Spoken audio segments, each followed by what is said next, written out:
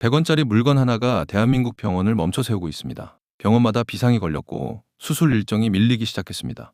원인은 석유도 반도체도 아닙니다. 플라스틱입니다. 한 개에 100원짜리 주사기. 이게 없어서 사람이 죽을 수도 있는 상황이 현실로 다가왔습니다. 기름값 상승쯤이야 버틸 수 있죠. 하지만 중동에서 터진 전쟁이 지구 반대편 병원의 수술실까지 멈춰 세운다면 이건 전혀 다른 차원의 문제입니다. 지금 세계는 총과 미사일이 아닌 플라스틱을 무기로 삼은 새로운 전쟁의 한복판에 서 있습니다. 그 전쟁이 어떻게 우리 일상까지 덮쳤는지 알아보겠습니다. 2026년 4월 초 서울의 한 신장내과 병원에 긴급 공문이 도착했습니다. 의료기기 공급업체가 보낸 내용은 단순했지만 충격적이었죠. 주사기, 수액 세트, 생리식염수 포장재 공급이 중단될 수 있다는 통보였습니다. 이 병원에서는 하루 20명 정도의 투석 환자가 치료를 받는데 투석용 튜브와 주사기를 구하기가 급격히 어려워졌습니다. 가격은 석 달 새 3배 이상 뛰었고 그마저도 물량이 풀릴 때마다 확보하기 바쁜 상황이 됐습니다. 대형 병원은 자체 공급망을 갖추고 있어 당장은 버틸 수 있습니다. 문제는 동네 의원과 소형 병원이죠. 이들은 의약품 판매 사이트에서 필요할 때마다 소량씩 구매하는 구조인데 생리식염수 수액팩과 기본 주사기 같은 품목은 이미 동이 났습니다. 경상북도 의사회가 회원병원 119곳을 대상으로 긴급 실태조사를 진행한 결과 수급 차질이 가장 심각한 품목으로 주사기가 33%로 1위를 차지했고 주사바늘이 21%, 수액백 23%로 뒤를 이었습니다. 약국 사정도 다르지 않습니다. 환자에게 약을 담아주는 봉투부터 시럽을 덜어주는 플라스틱 통까지 나프타가 원료가 아닌 게 없기 때문이죠. 한 약사는 인터뷰에서 이렇게 말했습니다. 3월 초에 주문한 물량을 중순에야 겨우 일부 받았고 그 이후로는 주문 자체가 불가능해졌다고요. 평소 환자 한 명당 시럽통 2개씩 주던 것을 1개로 줄였고 약봉투도 주지 않는 약국이 늘어났습니다. 병원만의 문제가 아닙니다. 만성 신부전증을 앓는 반려동물을 키우는 보호자들도 발을 동동 구르고 있죠. 하루에 한두 차례 피하 수액을 놓아야 생존할 수 있는 동물들인데 주사기와 주사침을 구할 수가 없으니 감염 위험을 무릅쓰고 재사용하는 사례까지 나타났습니다. 중증 환아를 돌보는 부모들 사이에서는 온라인 주문이 연달아 취소되자 젖병 소독기로 주사기를 소독해 다시 쓴다는 이야기가 커뮤니티에 올라오기 시작했습니다. 정부는 수액제 포장재, 수액 세트, 주사기, 주사침, 점안제 포장재, 혈액투석제통 등 6개 품목을 핵심 관리 대상으로 지정하고 매일 재고와 생산량을 점검하겠다고 발표했습니다. 사재기와 담합에 대한 특별 단속도 예고했죠. 하지만 현장의 목소리는 냉정합니다.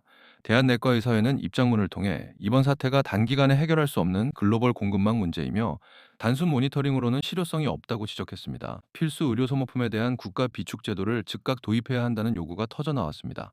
주사기 하나, 수액 봉투 하나. 너무 싸고 너무 흔해서 아무도 신경 쓰지 않던 물건들입니다. 그런데 이것들이 사라지자 병원이 흔들리기 시작했습니다.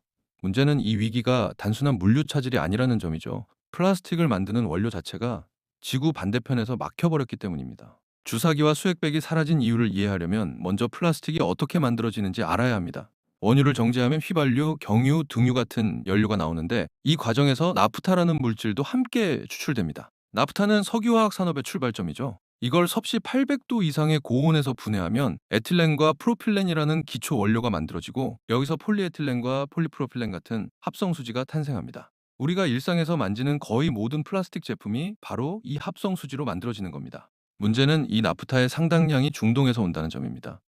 한국은 전체 나프타 수요의 약 45%를 수입에 의존하는데 그중 77%가 중동산이죠. 그리고 중동산 나프타가 세계로 나가는 길목에는 호르무즈 해협이라는 병목이 있습니다.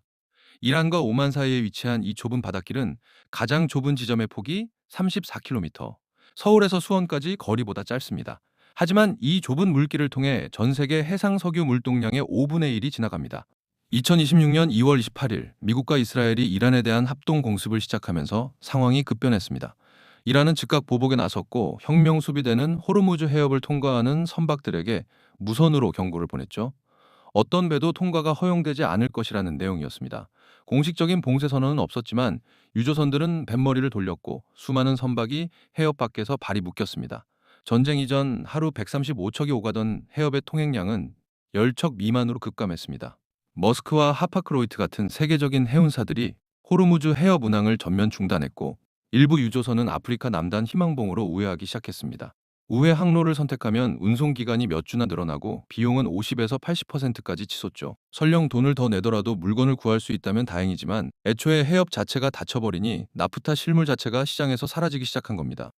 나프타 가격은 전쟁 전과 비교해 2달 만에 거의 곱절로 치솟았습니다. 하지만 더 심각한 문제는 가격이 아니라 물량이었죠. 국내 석유화학 기업들이 보유한 나프타 재고는 약 보름치에 불과했습니다. 원유는 약 2달치 비축분이 있지만 나프타는 국가 비축 체계 자체가 마련되어 있지 않았던 겁니다. 산업의 쌀이라 불리는 핵심 원료가 정작 비상시를 대비한 안전망 없이 운영되고 있었던 셈이죠. 여천 NCC는 전쟁 발발 닷새 만에 고객사들에게 공급 불가 항력을 통보했습니다. LG화학도 여수공장의 나프타 분해 시설 가동을 중단했고 하나솔루션과 롯데케미칼 역시 감산에 들어갔죠. 가격을 불문하고 나프타 원료 자체를 구하기가 어려운 상황이라는 게 업계의 공통된 목소리였습니다. 에틸렌 생산이 줄어드니 그 다음 단계인 합성수지 공급도 흔들렸고 합성수지를 원료로 쓰는 플라스틱 가공업체들까지 연쇄적으로 타격을 입었습니다. 플라스틱 업계 실태조사 결과는 참담했습니다. 응답 기업의 71%가 석유화학 기업으로부터 합성수지 공급 축소 또는 중단 가능성을 통보받았고 92%는 원료 가격 인상을 통보받았죠. 한국플라스틱공업협동조합 연합회장은 국회 간담회에서 이렇게 호소했습니다. 플라스틱 산업은 생산 원가의 83%가 합성수지 가격에 좌우되기 때문에 원료가 끊기면 하루아침에 공장 문을 닫을 수밖에 없다고요. 호르무즈 해협에서 시작된 봉쇄가 수천 킬로미터 떨어진 한국의 생산 라인까지 마비시킨 겁니다. 석유화학 공장의 감사는 병원만의 문제로 끝나지 않았습니다. 플라스틱이 사라지자 우리 일상 곳곳에서 균열이 나타나기 시작했죠. 가장 먼저 비상이 걸린 곳은 의외로 마트 계산대였습니다. 2026년 3월 말 전국 편의점과 대형마트에 낯선 안내문이 붙었습니다. 종량제 봉투 1인 1매 제한. 쓰레기를 버리려면 반드시 필요한 봉투인데 이걸 한 장씩만 살 수 있다니 황당한 일이었죠. 종량제 봉투의 핵심 원료인 고밀도 폴리에틸렌 가격이 2달 새 톤당 100만 원 가까이 오를 것이라는 전망이 나오면서 벌어진 일입니다. 소비자들 사이에서는 사재기 조짐이 나타났습니다. 종량제 봉투뿐 아니라 비닐 장갑, 지퍼백, 랩까지 품귀 현상을 보였죠. 정부는 전국 지자체를 대상으로 종량제 봉투 재고 전수조사에 들어갔고 매점 매석 행위에 대한 단속을 예고했습니다. 하지만 문제의 본질은 사재기가 아니었습니다. 생산 단계에서 원료 자체가 부족해지고 있었기 때문이죠. 식품업계도 직격탄을 맞았습니다. 계란을 담는 플라스틱 투명 뚜껑 가격이 60% 넘게 폭등했고 라면 봉지와 과자 포장재도 수급이 불안해졌습니다. 축산업계에서는 포장용 캡슐과 밴딩끈 가격이 수십 %씩 오르면서 비상이 걸렸죠. 위생관리법상 계란은 반드시 포장해서 판매해야 하는데 포장재가 없으면 아무리 계란이 많아도 시장에 내놓을 수가 없습니다. 농림축산식품부는 긴급 회의를 열고 포장재 수급 불안에 대비한 대체재 마련을 검토하기 시작했습니다. 카페와 음식점도 예외가 아니었습니다. 경기도의 한 카페 사장은 플라스틱 일회용 컵 한 박스 가격이 1,000원 가까이 올랐다고 토로했죠. 2,000원, 3,000원짜리 커피를 파는 입장에서 몇백 원 인상도 부담이 큰데 원가가 계속 오르니 메뉴 가격을 올려야 할지 고민이 깊어졌다고 합니다. 일부 편의점에서는 유제품에 꽂아주던 빨대나 요구르트 숟가락 발주를 일시 중단했고 카페에서는 빨대 사용을 자제해달라는 안내문이 붙기 시작했습니다. 돌봄 현장의 상황은 더욱 절박했습니다. 기저귀, 물티슈, 간이변기, 좌욕기까지 나프타와 무관한 제품이 거의 없었기 때문이죠. 한 의료용품 제조업체는 간이변기와 좌욕기 가격을 20에서 25% 인상한다고 공지했습니다. 복지용구 판매업자들이 모인 단체 대화방에서는 물티슈와 기저귀까지 타격을 입을 것이라는 우려가 쏟아졌죠. 요양원과 병원에서 매일 사용하는 소모품들인데 가격이 오르면 그 부담은 고스란히 환자와 가족에게 돌아갑니다. 배달 음식 시장도 흔들렸습니다. 소상공인연합회에 따르면 주요 플라스틱 용기 제조업체들이 4월부터 용기 가격을 30% 이상 인상한다고 통보했죠. 배달 한 건당 용기 비용이 수백 원씩 오르면 자영업자들은 배달 수수료에 용기 비용까지 이중 부담을 떠안게 됩니다. 일부 업주들은 가격을 올리거나 배달을 줄이는 방안을 고민하기 시작했습니다. 제지업계는 이 위기를 기회로 삼으려는 움직임을 보였습니다. 한솔제지는 플라스틱 연포장을 대체할 수 있는 종이 기반 포장재를 출시했고 깨끗한 나라도 종이 포장재 생산 체계를 고도화한다고 발표했죠. 한국제지연합회에 따르면 중동전쟁 이후 종이 포장재 관련 상담 문의가 30에서 40% 증가했습니다. 하지만 종이도 만능은 아닙니다. 골판지 업계는 오히려 원지와 잉크, 포장용 랩 같은 부자재 수급에 어려움을 겪고 있다고 호소했죠. 플라스틱을 종이로 대체하려 해도 그 종이를 포장하는데 또 플라스틱이 필요한 아이러니가 벌어진 겁니다. 전국 플라스틱 가공업체 26,000개 중 10명 이상 고용 사업장은 5,500개에 불과합니다. 나머지 80% 이상이 영세 소규모 사업장이죠. 원재료 가격 급등이 한두 달만 이어져도 인건비와 운영비를 감당하기 어려운 업체가 속출할 수 있다는 게 업계의 공통된 우려입니다. 병원 비품실에서 시작된 위기가 이제 우리 일상 전체를 덮치기 시작했습니다. 이번 위기는 단순히 전쟁 때문에 물류가 끊긴 것이 아닙니다. 그 이면에는 자원을 압박수단으로 활용하는 새로운 형태의 경제 전쟁이 자리 잡고 있죠. 2026년 4월 8일 도널드 트럼프 미국 대통령은 소셜미디어에 짧지만 강력한 글을 올렸습니다. 이란에 군사무기를 공급하는 국가는 미국으로 수출하는 모든 상품에 대해 즉시 50% 관세가 부과된다는 내용이었죠. 어떠한 예외나 면제도 허용되지 않는다고 못 박았습니다. 표면적으로는 이란의 군사력 재건을 막기 위한 조치였습니다. 하지만 이 선언이 겨냥한 진짜 대상은 중국이었죠. 미국 CNN은 중국이 이란에 휴대용 대공 미사일을 제공하는 방안을 검토 중이라고 보도했고, 트럼프 대통령은 이를 직접 언급하며 경고 수위를 높였습니다. 만약 중국이 이란에 무기를 제공하는 것이 확인되면 강력한 조치를 취할 것이라고요. 그는 폭스뉴스 인터뷰에서 이것이 매우 높은 수준의 관세가 될 것이라고 강조했습니다. 문제는 이 관세 위협이 단순히 무기 거래에만 적용되지 않는다는 점입니다. 트럼프 행정부가 정의한 군사 무기의 범위가 모호하기 때문이죠.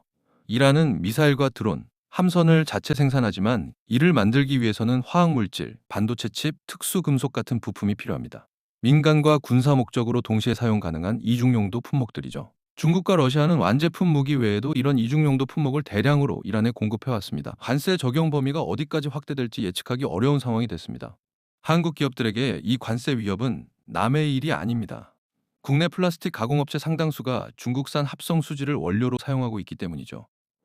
중동발 나프타 공급이 끊기자 업계에서는 대체 공급선으로 중국을 검토하기 시작했습니다. 하지만 중국산 원료를 수입해 제품을 만들고 그 제품이 미국 시장으로 향한다면 관세 폭탄을 피하기 어려워지죠. 공급망이 복잡하게 얽힌 글로벌 경제에서 어디서 원료를 사느냐가 곧 생존을 좌우하는 변수가 된 셈입니다. 트럼프 대통령의 압박은 여기서 그치지 않았습니다. 그는 한국과 일본을 직접 거론하며 불만을 드러냈죠. 우리가 그 두 곳에 수만 명의 병력을 두고 있는데 약간의 도움을 요청할 때 그들은 우리를 돕지 않는다고 목소리를 높였습니다. 일본은 석유의 93%를, 한국은 45%를 호르무즈 해협에서 가져오는데 미국을 도와주지 않았다는 논리였죠. 동맹국에게도 대가를 요구하는 미국 우선주의가 자원전쟁의 한복판에서 다시 고개를 들었습니다. 과거의 경제 제재는 주로 석유 수출을 막는 방식이었습니다. 이란의 돈줄을 끊어 협상 테이블로 끌어내겠다는 전략이었죠. 하지만 이번에는 양상이 다릅니다. 석유가 아니라 석유에서 파생되는 소재, 그 소재로 만든 제품, 그 제품을 거래하는 국가까지 겨냥하는 다층적 봉쇄망이 형성되고 있기 때문입니다. 에너지를 통제하던 시대에서 소재를 통제하는 시대로 게임의 규칙이 바뀌고 있는 것이죠. 이란도 이 규칙을 잘 알고 있습니다. 혁명수비대는 호르무즈 해협 통과 선박에 대해 하루 15척 미만으로 엄격히 제한하겠다고 발표했습니다. 통행은 이란 당국의 승인과 군의 감독을 전제로 한다고 못 박았죠. 심지어 통행료 징수까지 거론됐습니다. 아랍에미리트의 아람코처럼 미국 투자기업과 거래하는 선박은 절대 통과시키지 않겠다는 방침도 밝혔습니다.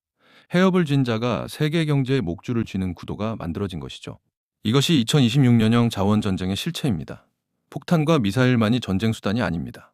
관세와 봉쇄, 통행료와 수출 규제가 새로운 전장을 형성했습니다. 플라스틱 원료 하나가 막히면 의료 현장이 마비되고 공장이 서고 일상이 흔들리죠. 누가 이 흐름을 통제하느냐가 곧 누가 세계 경제의 주도권을 쥐느냐를 결정하는 시대로 접어들었습니다. 위기가 닥치자 정부는 발빠르게 움직였습니다.